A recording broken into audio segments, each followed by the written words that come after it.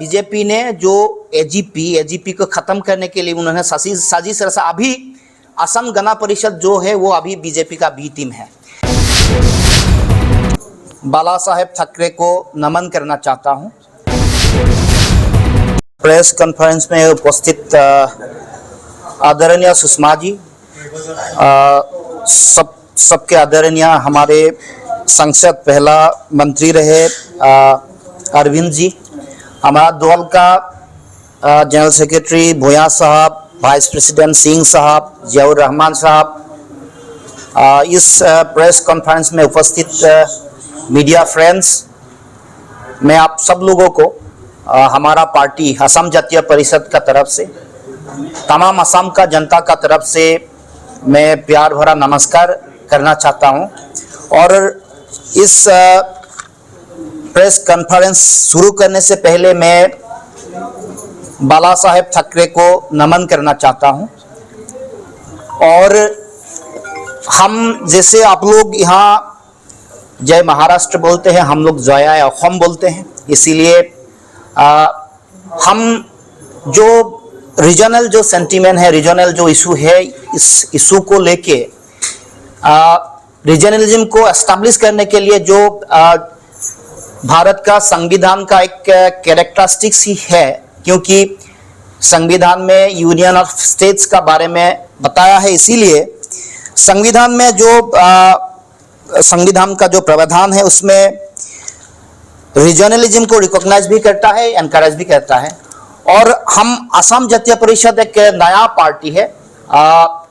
जब ये बीजेपी सरकार ने सारा इंडिया में, सारा भारत में का लागू कर दिया, CAA का लागू कर दिया, उस समय हम सब लोगों ने एकजुट होके इसका विरोध किया था। असम नॉर्थ ईस्ट में इसका आवाज उठे यूनाइटेड होके। यहाँ भी हम उसी समय, जब मैं ऑल असम स्टूडेंट्स यूनियन का जनरल सेक्रेटरी था, यहाँ आया था मातुश्री में आके उद्धव ठाकरे साहब का साथ मुलाकात हुई। और जब असम मूवमेंट खत्म हुआ तब एक एकॉर्ड साइन हुआ, जिसको असम एकॉर्ड बोलते हैं। उसका बाद असम में एक क्षेत्रीय पार्टी असम गण परिषद फॉर्म हुआ। जब असम गण परिषद फॉर्म हुआ उसका बाद 85 में सरकार हुआ, 95 में भी उसका, 96 में भी सरकार हुआ।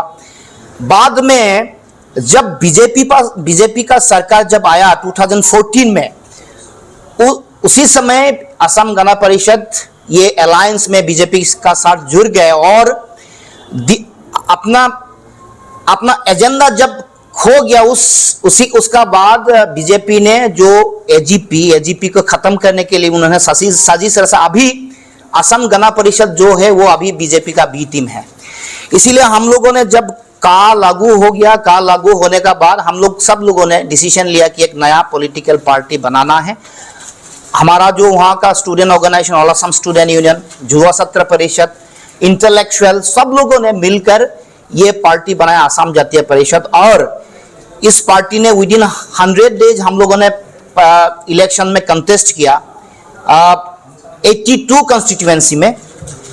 और 82 कंस्टिट्यूएंसी में हम लोगों ने 55 कंस्टिट्यूएंसी में सेकेंड या थर्ड पोजीशन मिला। नया पार्टी था, इसीलिए जो संगठन बनाने का काम बहुत कुछ चैलेंजेस था। फिर भी हम लोगों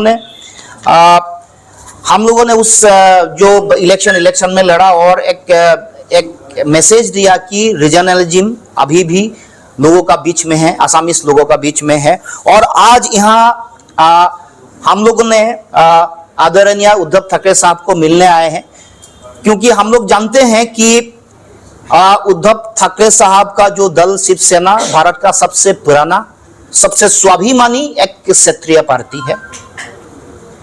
जब देखा बीजेपी सरकार ने एंटी पीपुल अनडेमोक्रेटिक एक्टिविटी करना शुरू किया, रीजनल जो फोर्सेस है उनको खत्म करने का जो साजिश रचा, उसी समय स्वाभिमान से उन्होंने उनका साथ छोड़ दिया।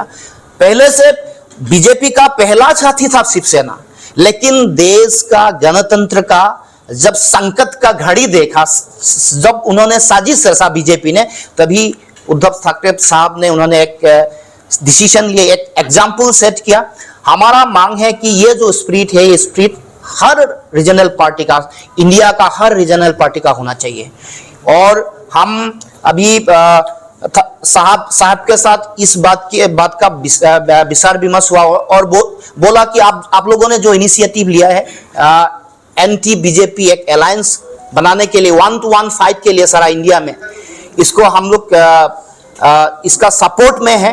और उसका बाद भी जो रीजनल फोर्सेस है उनको बढ़ावा देने के लिए आप लोग कुछ एक बड़ा भाई के हिसाब से शिवसेना ने कुछ सब लोगों को एक साथ ही लेके चलना पड़ेगा।